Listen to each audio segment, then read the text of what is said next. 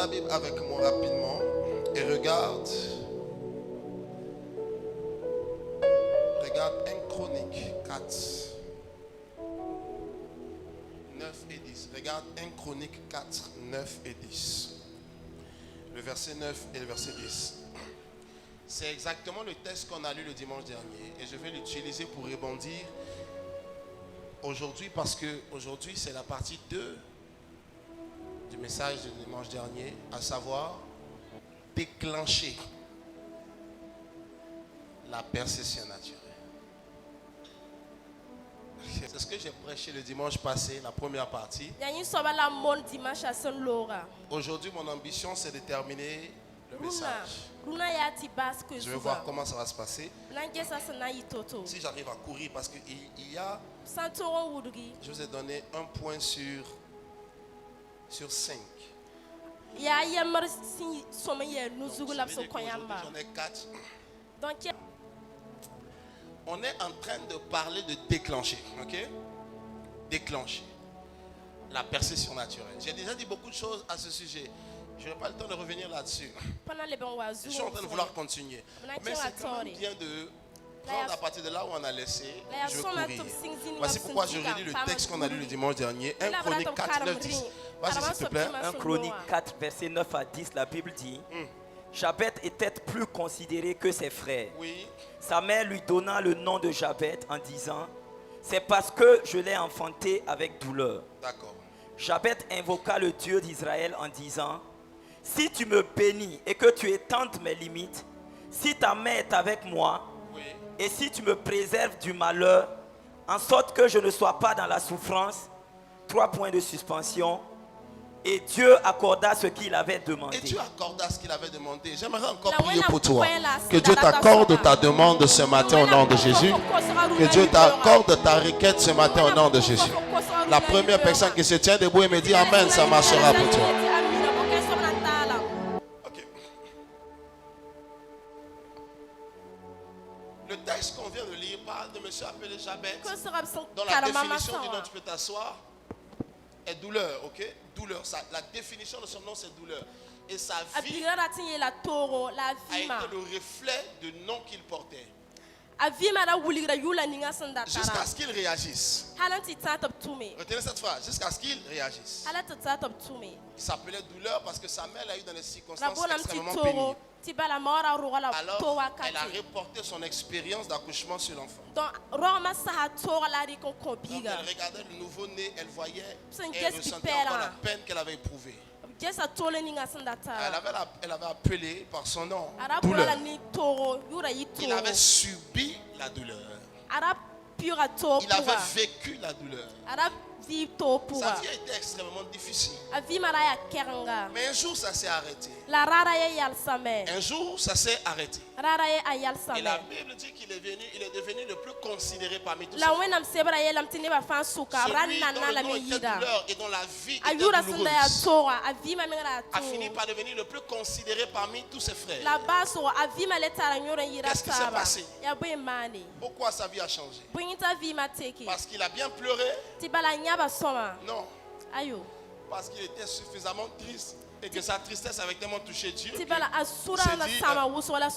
est tellement triste, il faut qu'on fasse quelque chose pour lui. Non. Pourquoi est-ce que la chose a changé? Est-ce que parce qu'il se plaignait? Est-ce que parce qu'il murmurait?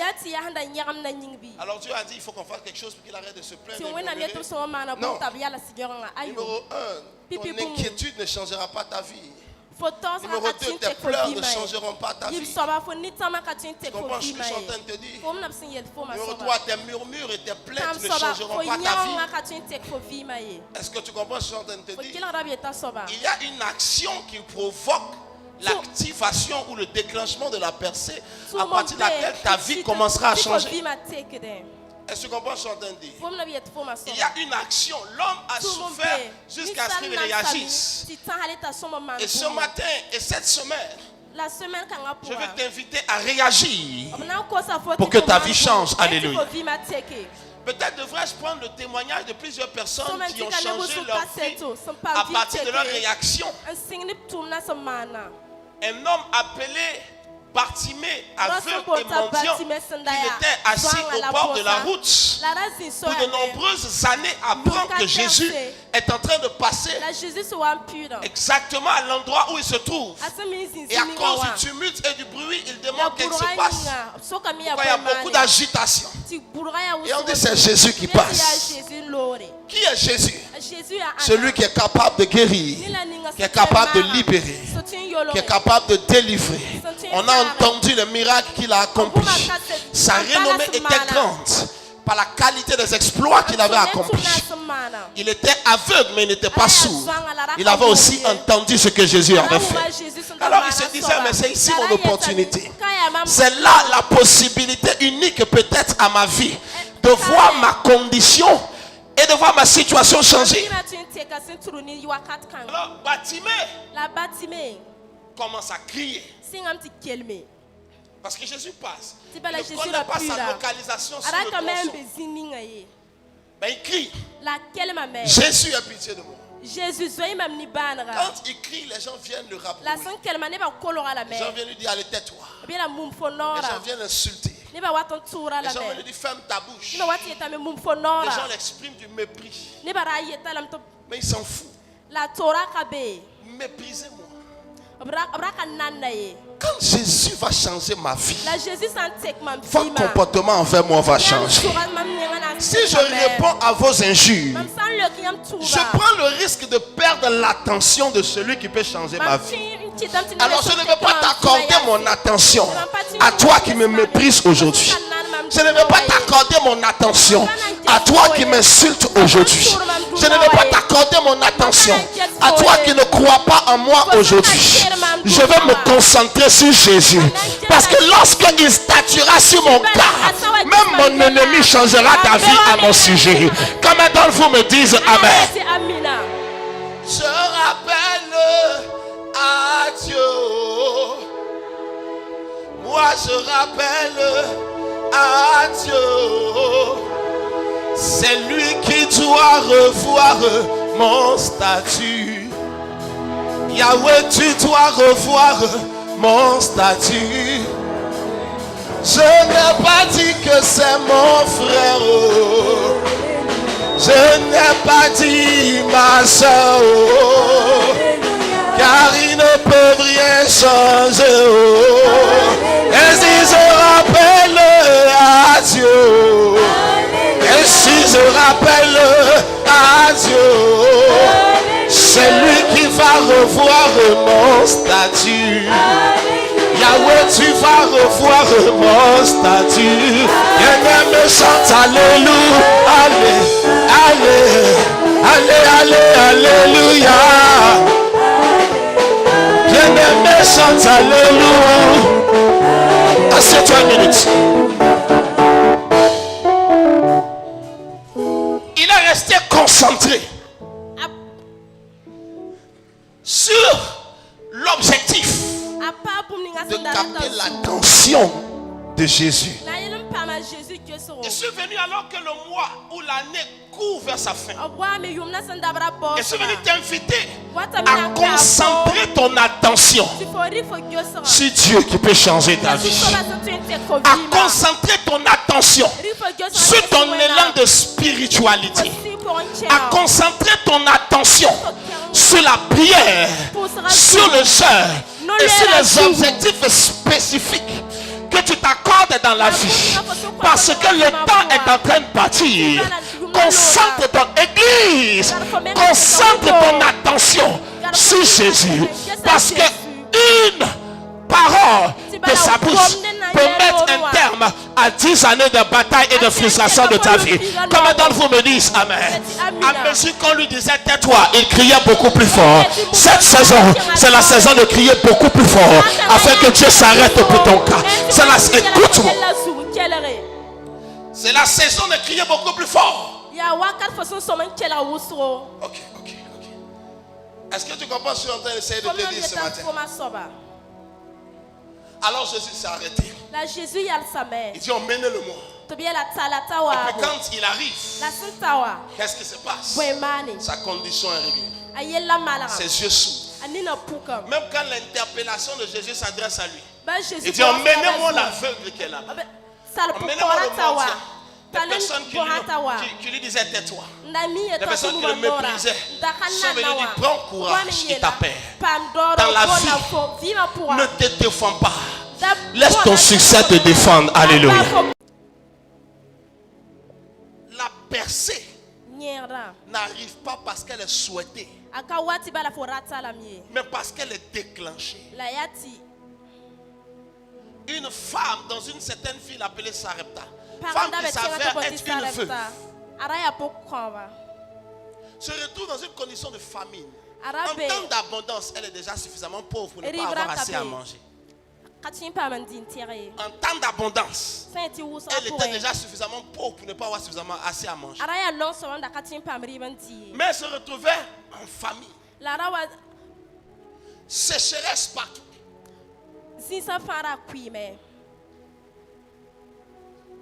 lui restait dans une espèce de peau de canari, je ne sais pas ce que vous voulez, un peu de farine. Un peu d'huile quelque part. En quantité suffisante pour faire un seul gâteau.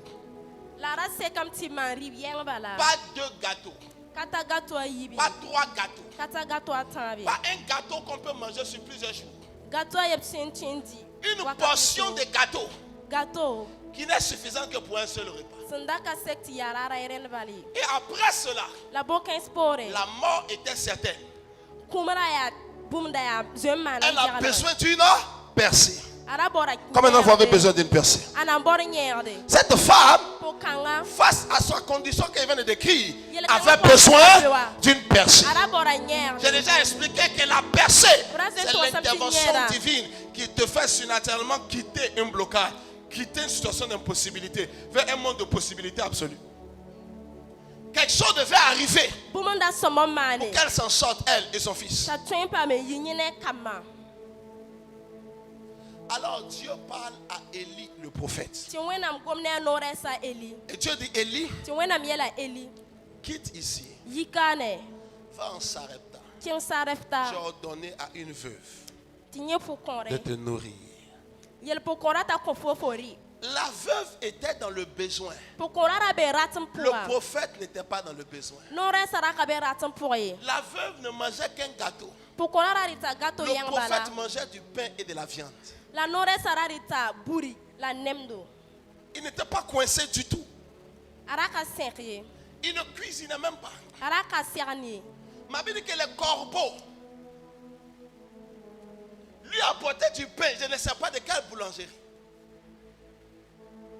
Les corbeaux lui apportaient de la viande.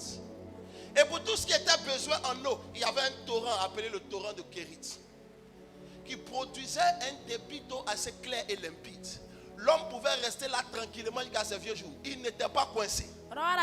Dieu dit quitte ici. Va à Sarepta. J'ai ordonné à celle qui n'a pas à manger de nourrir celui qui a à manger. J'ai ordonné à celle qui meurt de faim de rassasier celui qui est dans l'abondance. Dieu ne fait pas de l'humanitaire. La femme a besoin de nourriture. Et Dieu lui dit de nourrir l'homme qui n'a pas besoin de nourriture. Il y arrive. Il dit madame, fais-moi un gâteau que je mange. La femme expose sa situation. Et l'homme de Dieu, sans aucun ressentiment et sans aucun remords, dit je sais, mais fais d'abord un gâteau pour moi. Ce qui est en train de se passer ici va changer ta vie. Je ne suis pas venu parce que je suis un mendiant. De là d'où je viens, c'est comme me nourrir là-bas. Tu ne peux pas me donner ça.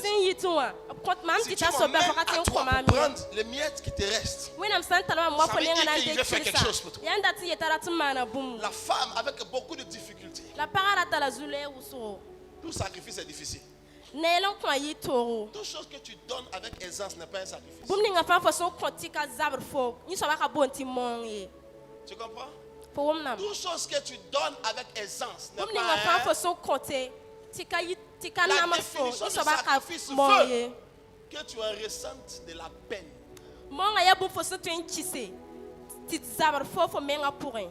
Ah. Et c'est parce que peut-être certains d'entre vous avaient déjà donné des sacrifices. Vous pouvez comprendre ce qu'ils sont en train d'essayer de dire. Le sacrifice. Le sacrifice même te parle. Souvent tu dis demain je vais donner. Il vient dans ton rêve la nuit. Tu vas donner ça là. Tu es sûr que tu vas donner. Ça devient même cauchemar. C'est pénible. Mais écoutez-moi. C'est très souvent l'action requise pour le déclenchement. Entendez ma voix. Certains peuvent prendre ce message. D'autres peuvent l'ignorer. Mais je l'aurais prêché. La femme fait le gâteau, elle donne. Et elle passe à s'asseoir. Après que le prophète ait mangé, il la rappelle. Il dit maintenant ici par l'Éternel, la farine ne manquera point. L'huile ne finira point. Et il lui dit va retourner. Et les pots qu'elle avait vidés sont remplis à ras-bord. On appelle cela une percée surnaturelle.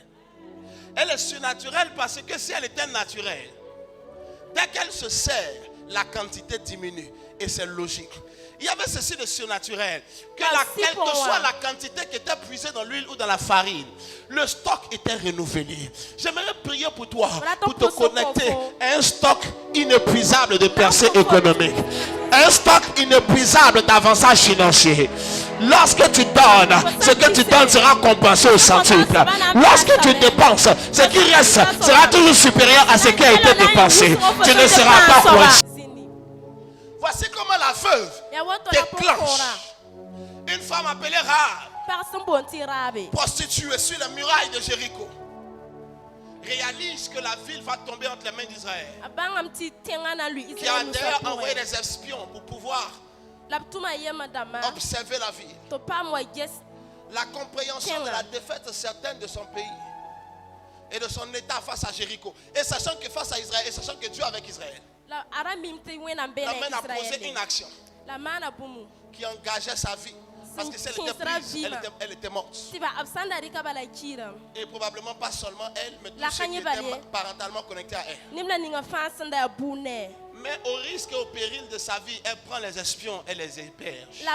Quand ces espions sont repérés et poursuivis dans la ville, elle les fait cacher chez eux. Au milieu de la nuit, elle essaie à s'échapper par les miracles.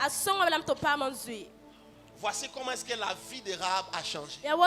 Cette action a déclenché. L'action de Dieu pour sauver le monde ne pouvait pas être établie tant que Dieu n'avait pas déclenché la possibilité pour lui de sauver la terre. Car Dieu a tant aimé le monde qu'il a donné son fils unique. Car Dieu a tant aimé le monde. Il a fait quoi? Il a donné son fils unique. Afin que quiconque croit en lui ne périsse point. Le quiconque croit en lui ne périsse point est la conséquence du donner du fils unique. Le quiconque croit n'aurait pas existé si un unique n'avait pas été sacrifié. La percée se déclenche. Il y avait une grande puissance, il y avait une grande onction pour déployer un poids dans ma maison. Formidable. Déclenche. Appuie l'interrupteur. Déclenche. C'est comme ça. C'est si tu as un groupe électrogène dans ta maison et que le courant est coupé, tu vas faire quoi? Tu vas déclencher. Maintenant, tu pourrais établir un mécanisme qui fait que tu n'as pas besoin de sortir que dès que le courant se coupe, ça se déclenche. Mais il y a un mécanisme que tu mets en place. Et ce mécanisme, tu vas le payer et tu vas te rendre compte qu'il est coûteux. Dans le spirituel, on peut activer des mécanismes que tu mets en place. Que tu ne luttes plus. Quand tu arrives au problème, le problème est balayé avant que tu ne rencontres ton chemin. Quand tu penses aux besoins, la provision est rendue disponible avant que tu ne sois coincé. Parce que tu as déclenché un mécanisme. Beaucoup d'enfants de Dieu sont pleins d'espoir, sont pleins d'attente, mais ils ne connaissent pas déclencher la grâce. Je vous ai donné l'exemple de quelques personnages dont la percée a été déclenchée. Les gens qui font le mysticisme, ils ont appris à déclencher. Ils ne le font pas tant, ils ne le font pas saison. Ils ont appris à déclencher pour qu'il y ait un accompagnement surnaturel sur le travail naturel, quelle que soit la qualité, quelle que soit l'expertise qui soit proposée. Ils accompagnent cela de mystères spirituels qui viennent pour garantir un haut niveau de productivité. Ils ont appris à le déclencher. Dieu a dû déclencher pour que le processus du salut à apporter aux hommes soit établi sur la terre. Maintenant, écoutez-moi, mesdames, mesdemoiselles et messieurs, quelle que soit votre condition sociale, quelle que soit votre position dans la vie, chacun d'entre vous est en mesure de déclencher une transformation dans votre vie. Ne m'écoute pas pour dire, ah, mais moi je n'ai pas l'argent, je vais déclencher comment? Il a donné à chacun une mesure de possibilité pour déclencher. Au verbe dit, les richesses d'un homme servent de rançon pour sa vie. Déclencher, c'est provoquer la manifestation. Déclencher, c'est activer l'opérationnalité. Déclencher, c'est poser une action dans la résistance de cette action, c'est de mettre en marche un mouvement. Je cherche à déclencher. Parce que quand la percée est déclenchée, ta vie est portée comme sur le nuage. Tes possibilités sont supérieures à ton environnement. Tout le monde court. Toi, tu es serré. Tout le monde se cherche. Mais la voie est ouverte pour toi. Écoute-moi, monsieur. On peut déclencher sa percée. Jabez a posé un acte qui a rendu supérieur. Paul a dit, par la grâce, je suis ce que je suis. Mais il a fait un acte. Il a rendu supérieur parmi tous les apôtres. Il dit, j'ai travaillé plus que tous. Donc ce n'est pas tellement la grâce qu'il a rendu supérieur. Quoique la grâce était le support de sa supériorité. Il dit, j'ai travaillé. Ce qui veut dire que la grâce, quelle que soit son amplitude, sans mon Dieu labeur, elle n'aurait rien produit. Il dit, j'ai travaillé plus que Pierre. J'ai travaillé plus que Jean. J'ai travaillé plus que Barthélemy. J'ai travaillé plus que Marc. Tous les apôtres que tu connais, j'ai travaillé plus que. Voici pourquoi je suis l'apôtre le plus honoré de la Bible, avec le plus haut palmarès de la Bible. J'ai travaillé. En d'autres termes, j'ai déclenché le profit de la grâce qui a été mise sur ma vie. Et cette grâce m'a amené au stade le plus supérieur. Combien d'entre vous me dit amen? Je suis venu pour te sortir de la paresse. Je suis venu pour te sortir de murmures. Je suis venu te sortir de l'acceptation de l'inacceptable.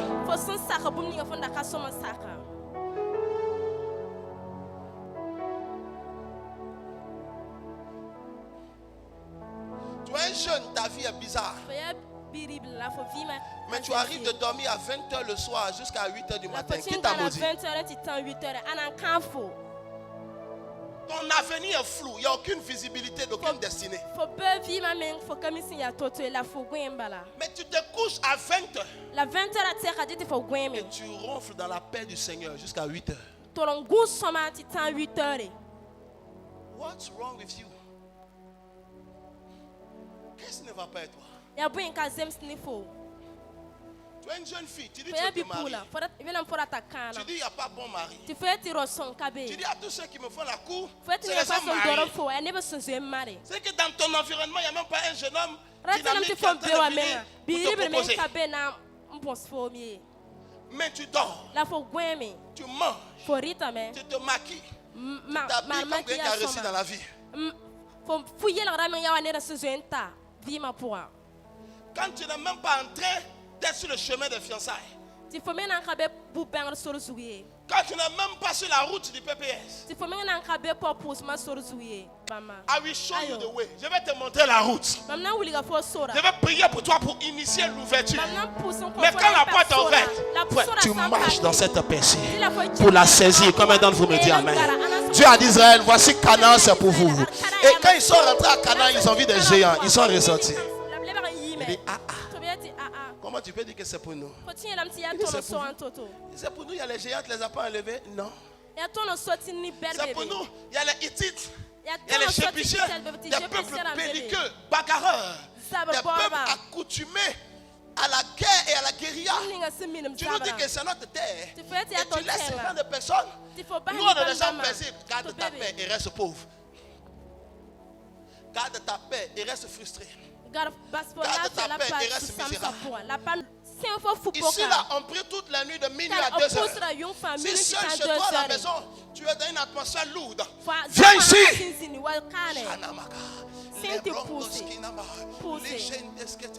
Ceux qui ont parlé, ils feront Dieu à l'œuvre. Ceux qui ont parlé, ils feront Dieu à l'œuvre. Et on m'avait dit, Chabet, invoqua l'Éternel. Tu as plein de projets, tu as plein de luttes ici. Mais tu n'as pas encore commencé à invoquer l'Éternel. Comme tu sois même un enfant de Dieu, ne te donne pas un avantage. Comme un enfant de Dieu meurt. Comme les enfants de Dieu sont dans la misère. Comme les enfants de Dieu sont dans la pauvreté. Comme les enfants de Dieu sont dans l'échec. Et ils sont enfants de Dieu, nés de nouveau, baptisés, confirmés, établis.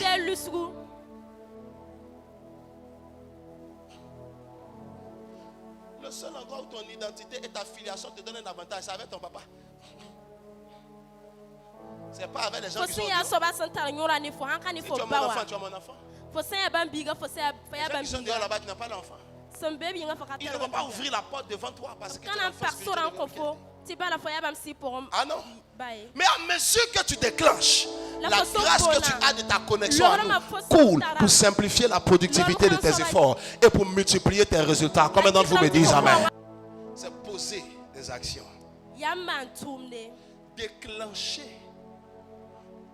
Déclencher la percée exige de poser des actions. En fonction du type de percée, il y a un type d'action. En fonction du type de percée, il y a un type d'action qui déclenche cette percée. Le temps me manquerait ce matin de donner une liste exhaustive d'actions à poser. Mais j'ai un livre. Ce livre s'appelle Les Alliances pour le succès. T'assois sérieusement en 2 jours, tu vas terminer. J'ai tenté de donner une ébauche du type d'action qui génère tel type de résultat. Tu as un Dieu de précision.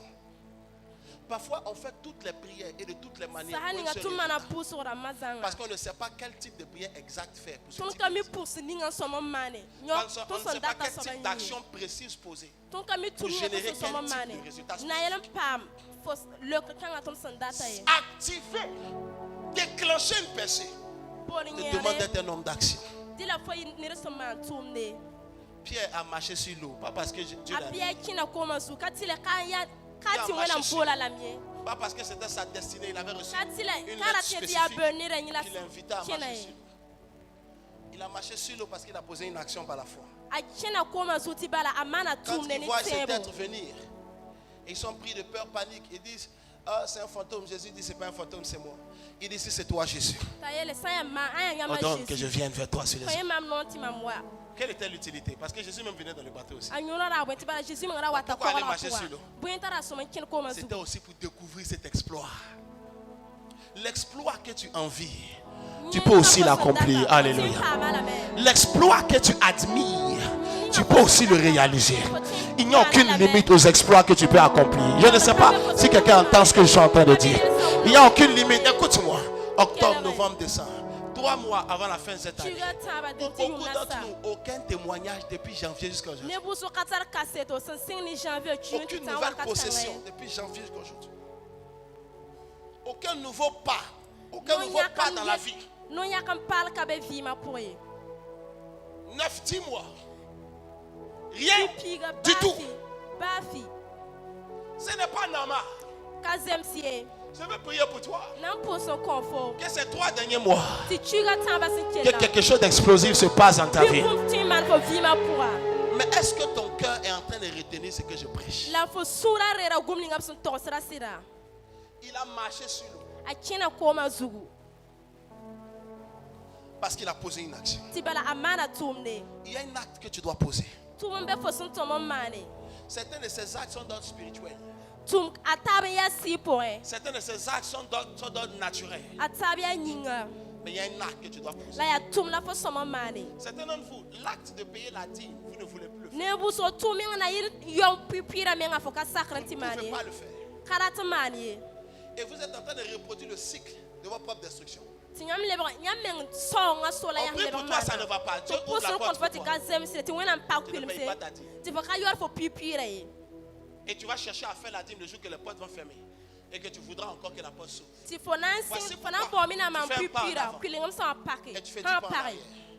Parce que quand Dieu te teste avec une petite percée, il regarde ton attitude. Et tu vas changer. Tu vas changer.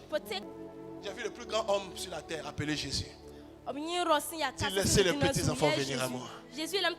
Quand son service de sécurité voulait les réprimer de venir à lui, il laissait les venir. Je le voyais descendre, aller dans la maison de Pierre. Dans cette petite baraque, Pierre dormait pour s'asseoir avec lui. Manger avec lui. Il pouvait aussi aller s'asseoir dans la maison des riches. Tel que Zachée. Pour manger dans un cadre luxueux. Mais il savait aussi descendre. Aller chez Lazare et ses sœurs, où il n'y avait rien de particulier, et même passer la nuit avec eux. Parce que sa grandeur n'était pas dans l'attitude de la supériorité, mais dans l'impact de son évangile et de son onction. Écoute-moi, tu dois poser des actions. S'il n'y a aucune action, écoute-moi, s'il n'y a aucune action, le résultat que tu espères, la percée que tu désires, ne pourrait jamais être manifesté. Quelle action es-tu en train de poser? Tu veux devenir grand? Commence à poser des actions de grand. Tu veux voir Dieu? Commence à poser des actions qui t'amènent à la présence du Seigneur. Tu veux percer économiquement? Commence à poser des actions. Tu veux voir la percée financière? Commence à payer ta dîme. La percée est activée par des actions. C'est parfois des actions financières. Parfois des actions sacrificielles. Elle se comprend. Parfois, Dieu va te pousser au bout de ton retranchement. Que tu vas te poser des questions qu'aucune logique ne va te permettre de répondre. Tu obéis à cette instruction. Parce que le résultat de cette action n'est pas naturel, il est surnaturel.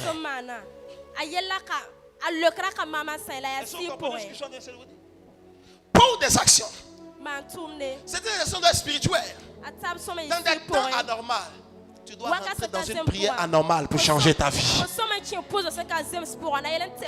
Passe à l'action.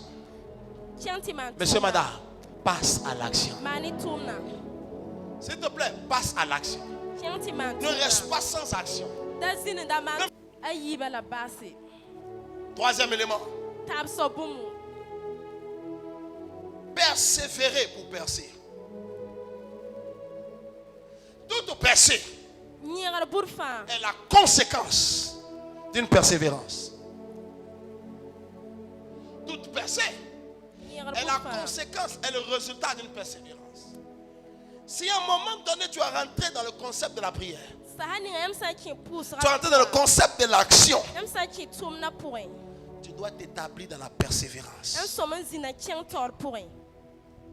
Ça veut dire garder le même pas dans le temps. La chose qui t'est permis, c'est de lever le grade, mais de ne pas rétrograder. Tu es en train de chercher Dieu pour un résultat. Continue jusqu'à ce que tu vois le résultat. N'arrête pas. N'arrête pas. Continue jusqu'à ce que ça marche. Ne capitule pas, que le problème capitule. N'abandonne pas, mais que le problème abandonne. Continue. Tu es en train de prier pour une percée. Continue. Tu es en train de servir Dieu au fond de ton âme, espérant une percée. Continue. Tu es en train de travailler pour Dieu, espérant une percée. Continue. N'arrête pas, continue. Ça va marcher. N'arrête pas, continue. Continue de pousser. Paul a dit à Timothée, combat le bon combat de la foi. Tu peux avoir mal, mais continue. Parfois tu peux être découragé. C'est naturel, mais continue. Parfois tu peux te sembler à bout de force. Communier avec quelqu'un qui peut te renforcer. Mais continue. Ne baisse pas les bras. Au bout de la persévérance se trouve la percée. Le temps me manquera de vous parler de tous ces hommes, de toutes ces personnes qui, à force de persévérance dans la foi, ont obtenu des résultats qui ont surpris le monde et leur génération. S'il te plaît, persévère. Si tu es en train de servir, n'arrête pas de servir. Si tu es en train de travailler pour Dieu, n'arrête pas de travailler. Les langues que tu as apprises, maintiens-le. Au bout de la persévérance se trouve la percée. Combien d'entre vous me disent amen? Reçois la grâce pour persévérer au nom de Jésus. Là où tu avais abandonné, que le Seigneur te relève au nom de Jésus. La qualité de ton amen détermine l'accomplissement de cette parole dans ta vie. Note Hébreux, le chapitre 6, le verset 12. Est-ce que tu veux lire ça rapidement? Et je vous donne le dernier point d'aujourd'hui. On va prier.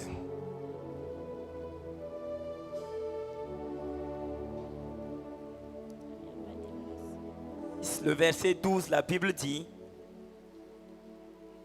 en sorte que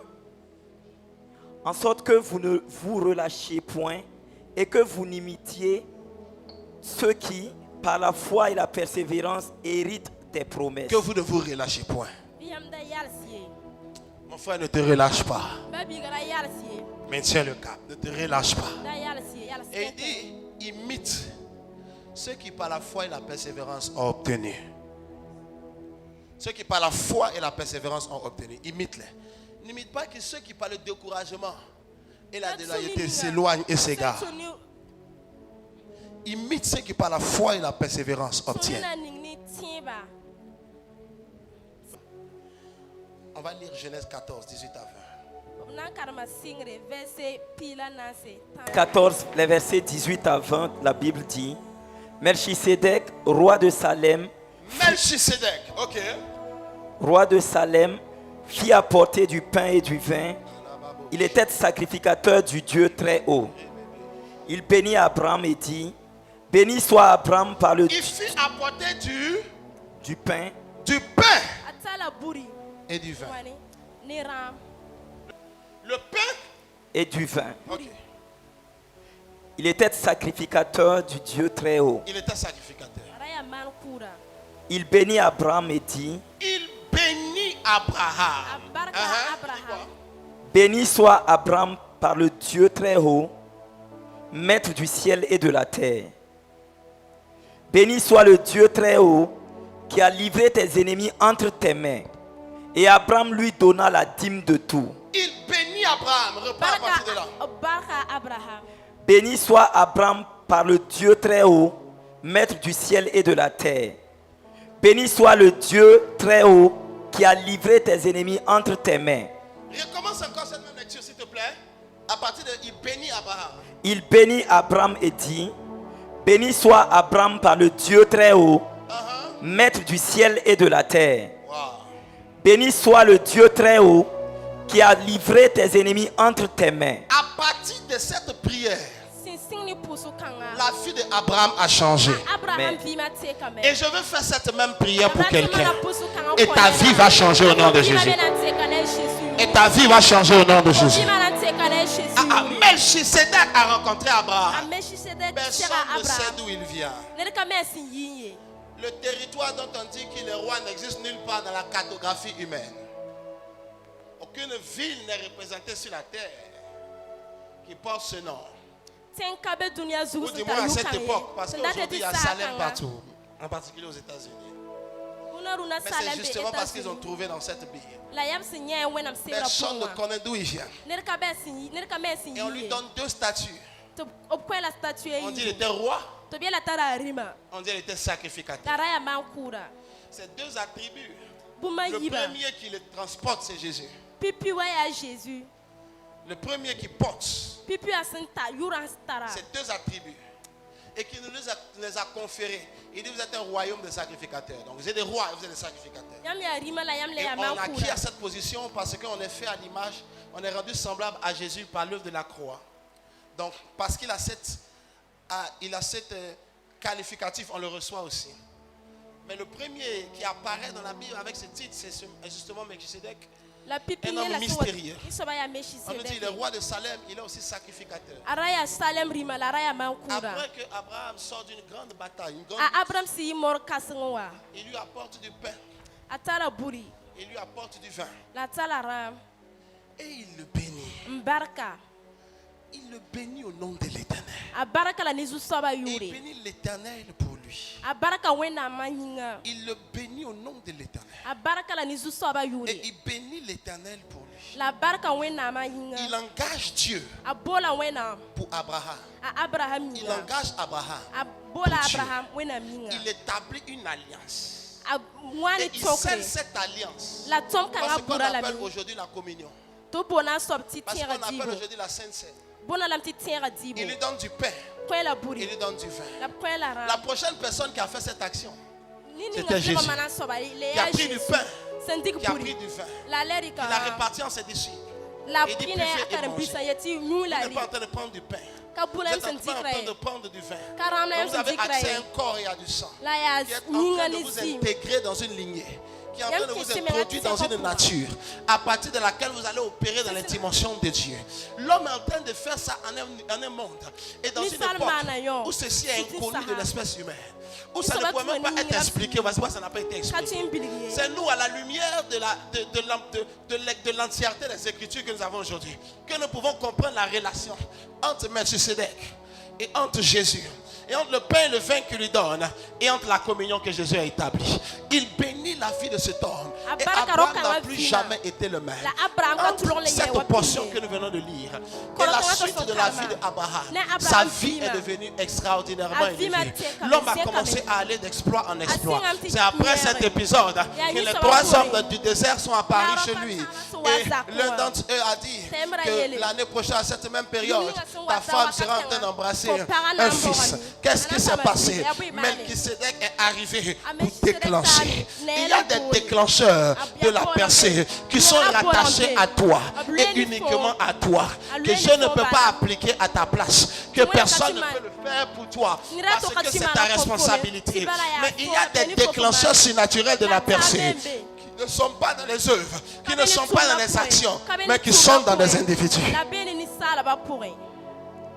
Qui ne sont pas dans des œuvres, qui ne sont pas dans des actions, mais qui sont dans des individus. Il y a des hommes qui portent sur terre une portion de la divinité, qui lorsqu'ils se tiennent devant toi, leur parole peut ouvrir ta vie à la bénédiction, comme si le diable n'a jamais existé. Lorsqu'ils parlent sur ta vie, tes circonstances peuvent radicalement changer, comme si les batailles par lesquelles tu es passé n'avaient jamais existé. Mais Melchisedec a parlé, et à l'instant où il a parlé, la vie d'Abraham a radicalement changé. Et un jour, alors que Jésus passait, un homme arrive et il envoie des émissaires. Il dit, Jésus, viens et prie pour mon soldat qui est mourant. Et puis Jésus est en train de réfléchir. Et puis pendant qu'il décide de partir, l'homme renvoie des émissaires pour lui dire de ne plus venir. Ce n'est pas utile. Mais que de là où il est, il dit une seule parole. Et mon serviteur sera guéri. Il dit qu'à moi, je suis un soldat. J'ai des gens qui sont des supérieurs. Quand ils me parlent, je fais. Et il y a des gens qui sont en dessous de moi. Et quand aussi je leur parle, ils font. Et en tant qu'un supérieur, s'il parle, la chose va arriver. Et regarde, à l'instant, le serviteur malade fut guéri parce que la parole était sortie. Le temps me manquerait d'expliquer combien de fois, en une rencontre avec Jésus, des vies ont été radicalement changées. La tombe de Lazare a rencontré Jésus et le mort Lazare est ressorti vivant. La femme à la perte de sang, elle a rencontré. L'instant de cette rencontre a chamboulé tout le reste de son histoire. Une femme a été capturée, prête à être lapidée parce que prise en flagrant délit d'adultère. Mais la rencontre avec Jésus la sécurise de la mort et garantit pour elle une place dans l'histoire future des Écritures. Une seule rencontre avait changé toute leur histoire. Un homme envoie son fils lunatique, épileptique, au pied de Jésus. Et les disciples qui trouvent en premier lieu prient pour lui toute la journée. Mais l'enfant n'est pas restauré. Et Jésus arrive vers le coucher du soir. Et lorsqu'il arrive, il voit cet enfant et il l'ordonne à l'esprit. Et à l'instant, l'enfant était sauvé. J'ai vu ces hommes et ces femmes à plusieurs rencontres, à plusieurs reprises. Une seule rencontre a changé leur vie. Alléluia. Encore, alors ce matin, pendant que tu es dans cette salle, une seule rencontre peut changer ta vie. Alléluia. Une seule rencontre peut changer ta vie. Écoute-moi, une seule rencontre peut changer ta vie. Il y a des gens que je n'ai pas rencontrés 2 fois. La seule fois où j'ai parlé d'eux, les autres fois que je les ai vus, c'était pour prendre le témoignage de ce qui s'était passé dans leur vie et les entretenir dans la marche avec le Seigneur. Comme Melchisedec est apparu, ainsi j'apparais comme le prophète de Dieu ce matin. Je ne sais pas la promesse en suspens sur ta vie, mais par le biais de cette rencontre prophétique, aujourd'hui, que ta vie soit chamboulée pour le meilleur.